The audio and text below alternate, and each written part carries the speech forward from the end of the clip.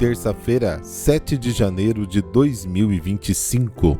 Sejam todos muito bem-vindos, espero que você esteja bem. Talvez viajando, trabalhando, enfim, de qualquer jeito, em qualquer lugar, a palavra de Deus nos guia.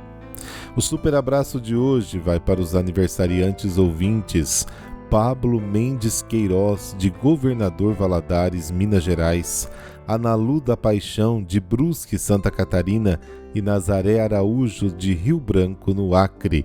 Parabéns e que Deus encha o coração de vocês de muita alegria. Este podcast é um oferecimento. Supermercado Campará, a garantia do melhor preço e aquele atendimento que você merece e faz a diferença.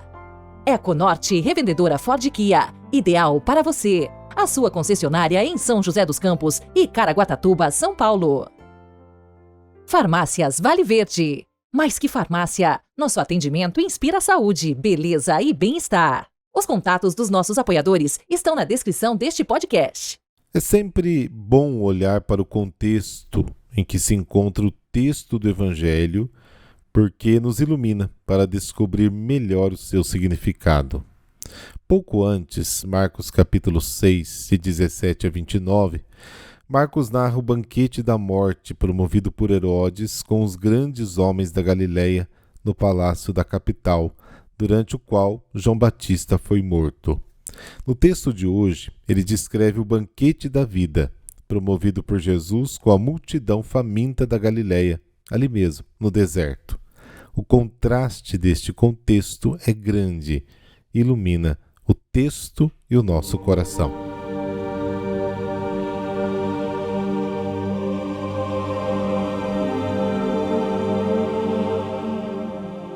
Pelo sinal da Santa Cruz, livrai-nos Deus nosso Senhor dos nossos inimigos. Ó Deus, cujo Filho unigênito se manifestou na realidade da nossa carne, concedei que, reconhecendo sua humanidade, semelhante à nossa, sejamos interiormente transformados por ele. Amém.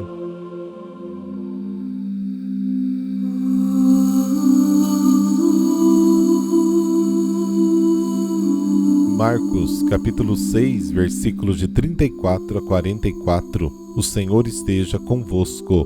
Ele está no meio de nós. Proclamação do Evangelho de Jesus Cristo segundo Marcos. Glória a vós, Senhor. Naquele tempo, Jesus viu uma numerosa multidão e teve compaixão, porque eram como ovelhas sem pastor. Começou então a ensinar-lhes muitas coisas. Quando estava ficando tarde, os discípulos chegaram perto de Jesus e disseram: Este lugar é deserto e já é tarde. Despede o povo, para que possa ir nos campos e povoados vizinhos comprar alguma coisa para comer. Mas Jesus respondeu: Dai-lhes vós mesmos de comer. Os discípulos perguntaram: Queres que gastemos 200 denários para comprar pão e dar-lhes de comer? Jesus perguntou: Quantos pães tendes? Ide ver. Eles foram e responderam: 5 pães e 2 peixes. Então Jesus mandou que todos se sentassem na grama verde, formando grupos. E todos se sentaram, formando grupos de 100 e de 50 pessoas.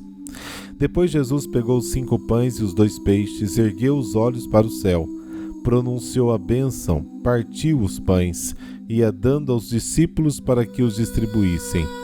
Dividiu entre todos também os 2 peixes. Todos comeram, ficaram satisfeitos, e recolheram 12 cestos, cheios de pedaços de pão e também dos peixes. O número dos que comeram os pães era de 5.000 homens. Palavra da salvação. Glória a vós, Senhor.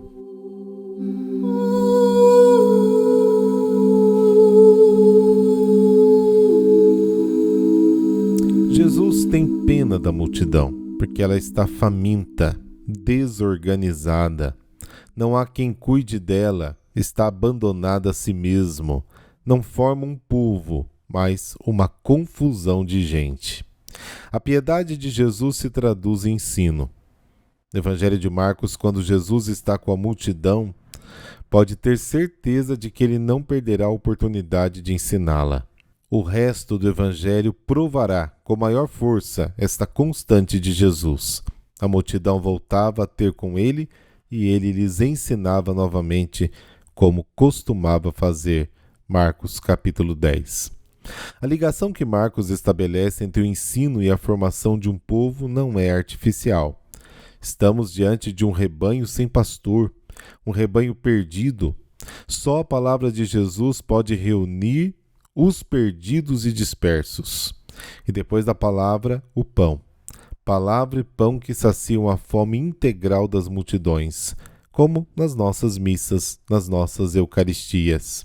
A inquietação de Moisés, quando estava próximo da morte, traz à mente quando pediu a Deus que providenciasse a sua sucessão, dando um líder à comunidade reunida no deserto, como narra Números capítulo 27.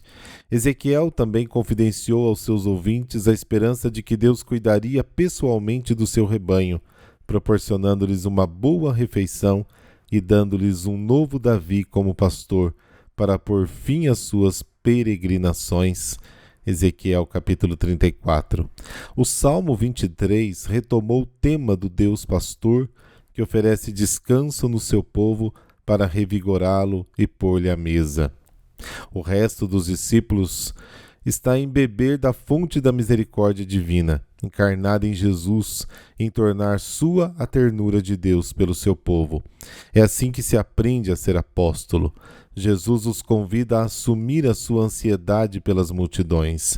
Isto implica o compromisso específico de instruí-los e alimentá-los, antes de se darem tempo para comer e descansar.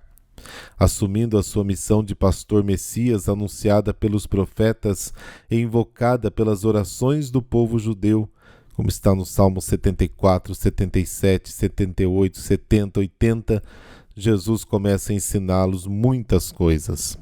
Marcos, que sempre atribuiu grande importância ao ensino de Jesus, nunca especifica o seu conteúdo, como se quisesse deixar claro que esse conteúdo é a própria pessoa de Jesus. A primeira multiplicação dos pães, dos versículos 33 e 34, terem certamente a intenção de nos apresentar Jesus como pastor de Israel, que no lugar deserto dá pão ao povo da primeira aliança, os judeus. A história é descrita segundo o modelo do milagre realizado pelo profeta Eliseu, segundo Reis capítulo 4, mas destaca a distância entre os dois. 20 pães para 100 pessoas, em 2 Reis capítulo 4, 5 pães para 5.000 pessoas, homens, em Marcos, de modo que emerge a maior grandeza de Jesus em relação ao profeta. Esta primeira multiplicação, segundo Marcos, ocorre na terra de Israel, na margem ocidental do lago. Além disso, os números relatados também parecem ter um significado simbólico. Os 5 pães multiplicados recordam os 5 livros da lei, da qual Jesus era o mestre. Os 12 cestos que sobraram aparecem como destino de pão para os 12 tribos de Israel, e a distribuição por grupos certamente diz respeito apenas ao povo escolhido na ordem realizada por Moisés no deserto. Todas essas particularidades indicam a primeira multiplicação dos pães como uma ação destinada principalmente a judeus e como prefiguração da Eucaristia, reservada primeiramente a eles como garantia do cumprimento das promessas do Antigo Testamento. E Jesus recordará em breve a mulher sírio-fenícia: deixa primeiro alimentar os filhos. O banquete que Jesus prepara no deserto é muito diferente daquele que Herodes preparou no palácio, no capítulo 6. Ao participar da mesa de Cristo, os discípulos passam do egoísmo e do desejo de ter, de poder, de aparência, para uma vida nova no amor sob o significado do dom, do serviço na humildade. Faça parte de um novo povo que tem as características do pão que come, porque o homem é o que ele come. E Jesus disse: quem me come viverá por mim.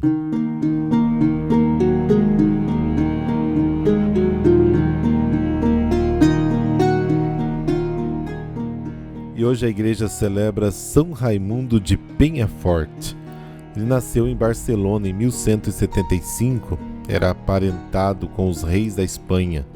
Muito inteligente e de grande valor moral, concluiu seus estudos humanísticos da sua cidade e depois foi enviado a Bolonha, na época o maior centro da cultura jurídica na Itália e na Europa. Doutorando-se como jurista, a municipalidade lhe ofereceu a cátedra na mesma universidade, mas ele preferia a vida religiosa e, a convite do bispo de Barcelona em 1220, tornou-se cônego da catedral e vigário-geral da diocese. Era amigo de São Pedro Nolasco. Com ele, redigiu as constituições da Ordem das Mercês, os Mercedários, dedicada à libertação dos escravos cristãos sob os muçulmanos. Aos 45 anos entrou para a Ordem Dominicana.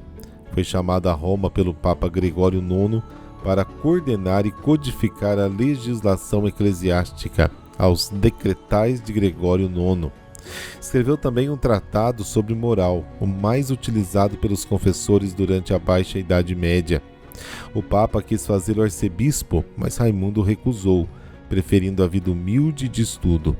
Por este motivo, abandonou igualmente o cargo de superior geral dos dominicanos, voltando a Barcelona como simples frade.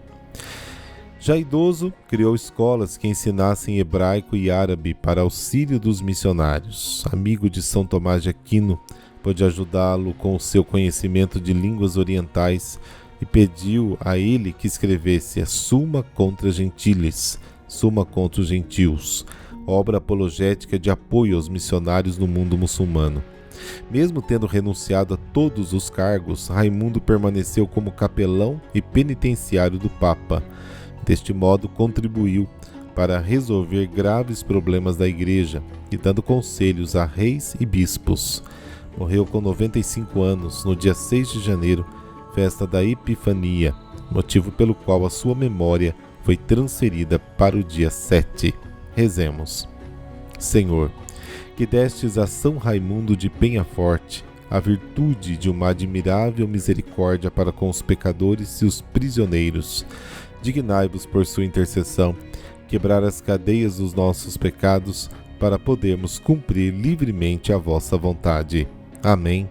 Abençoe-vos o Deus Todo-Poderoso, Pai e Filho e Espírito Santo. Amém. Finalizemos nosso podcast de hoje com o Salmo 71. Das montanhas vem a paz a todo o povo, e desça das colinas a justiça. Este rei defenderá os que são pobres, os filhos dos humildes salvará. Boa terça-feira para você e até amanhã.